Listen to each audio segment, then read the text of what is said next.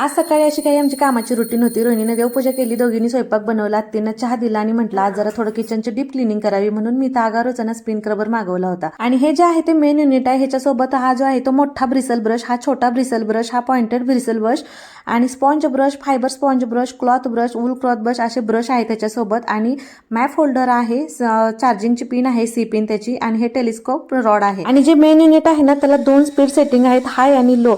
हाय आहे ती 350 RPM आहे जी खोल स्वच्छतेसाठी आहे, आणि जी लो आहे ती 250 RPM आहे जी रोजच्या स्वच्छतेसाठी आहे. आता इथं मी मेन युनिटला ना ब्रश हेड होल्डर अटॅच करून घेतला आणि वूल क्लॉथ ब्रश वापरला जो फर्निचर पॉलिश करण्यासाठी वापरतो. आणि हा आहे स्पंज ब्रश, हा आपण किचन काउंटर फ्लोअर साठी सुद्धा वापरतो आणि काच क्लिनिंग साठी सुद्धा आपण हा वापरू शकतो बघा.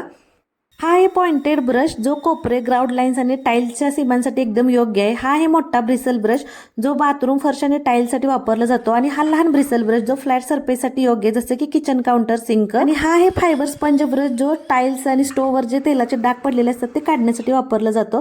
तर इथं बघा मी सगळे ब्रश वापरून आपलं किचन एकदम असं चकाचक करून घेतलेलं आहे. हा आहे टेलिस्कोपिक रॉड ज्याचा हँडल फिरवून आपण बाहेर त्याची लांबी काढू शकतो आणि कोणतेही डाग आपण खाली न वागता किंवा गुडघ्यावर न बसता आपण सहज साफ करू शकतो. त्याच्यानंतर इथं ना सगळे ब्रश क्लीन करून ठेवले आणि मेन युनिट चार्जिंगला लावला तर 3 ते 4 तासात हे फुल चार्ज होतं. 90 मिनिटं परत आपण वापरू शकतो. प्रोडक्ट हवं असेल तर वरती टॅग केले. Bye bye.